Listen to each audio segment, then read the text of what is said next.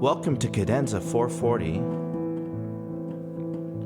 And today we have a tale of two pieces that had almost the exact same origin, yet history has treated completely differently.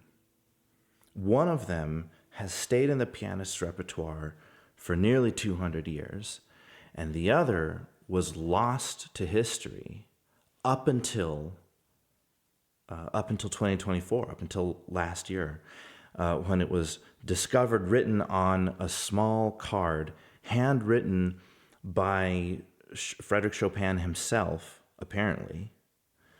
And it has this very short but intense waltz in A minor. The other song is also a Chopin waltz in A minor. And that goes like this.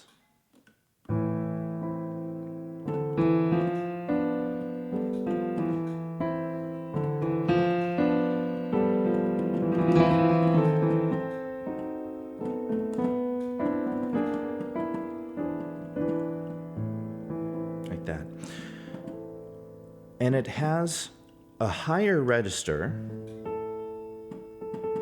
this being A440 down to A110, compared to the Lost Waltz, which is also an A, but it's an octave down. It's shifted down to this lower register of A's. So just from that, one is considerably darker and more intense than the other.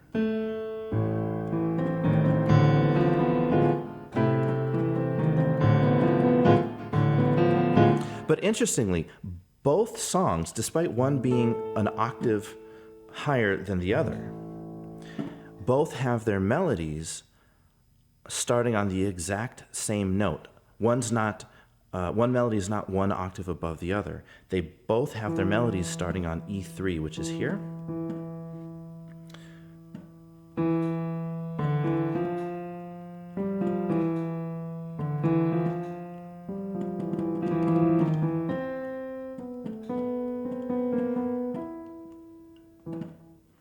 Compared to the melody from the Lost Waltz, also starts on the same note.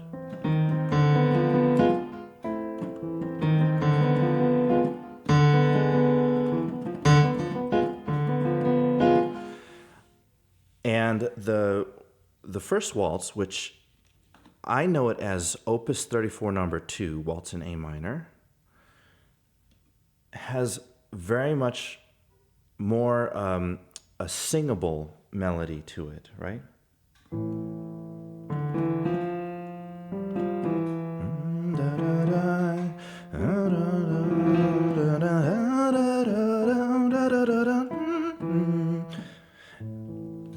That's an easy melody to describe, whereas the Lost Waltz, this is almost impossible.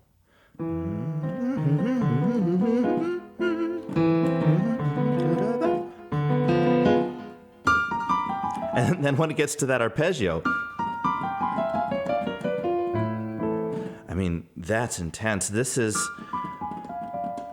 I would say, a G sharp diminished seventh, because it resolves to the A minor, so maybe that's what you'd call it. So this is a G sharp diminished seventh cascading arpeggio, and in between each segment of that arpeggio, he throws in these incidentals, these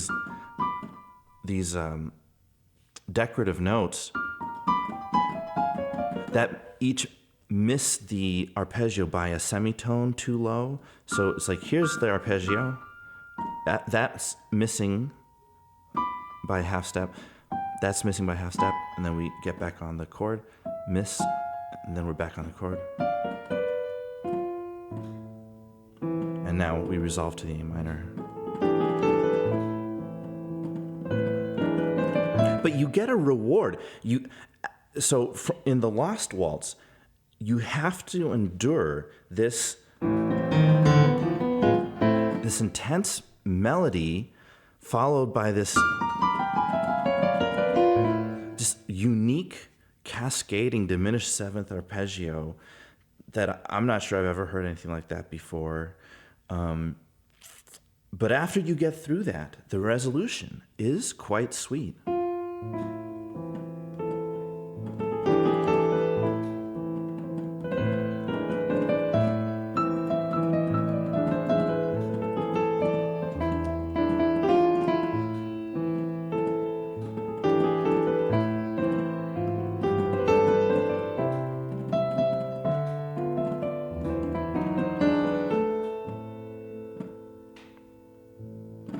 And that's it. I mean, it repeats, but it's a very, very intense song in the beginning that then resolves to this incredibly sweet and very melodic tune.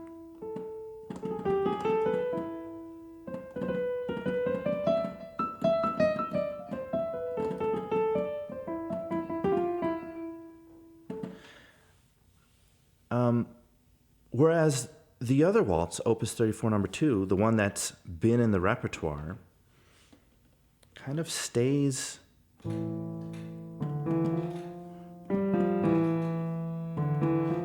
reliably singable.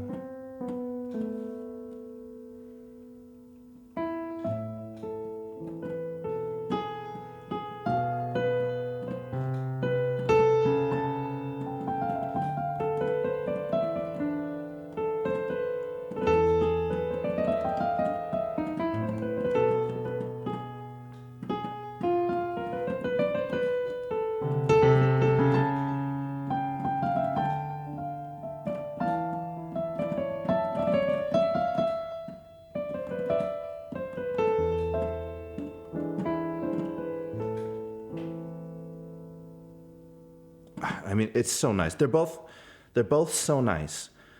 But for my money, it's the Lost Waltz. I mean, I've just never heard anything like this. And I can understand why maybe this one didn't survive like the other one did. It's not commercial. It's not really an easy song to listen to, but the reward is worth it. And I think we are extremely privileged to be able to hear the song that's been lost for so long. It's just very cool. So I'm happy to present that to you. Go check it out, the Lost Waltz in A minor. Also check out Chopin's Opus 34 number 2, Waltz in A minor, and enjoy.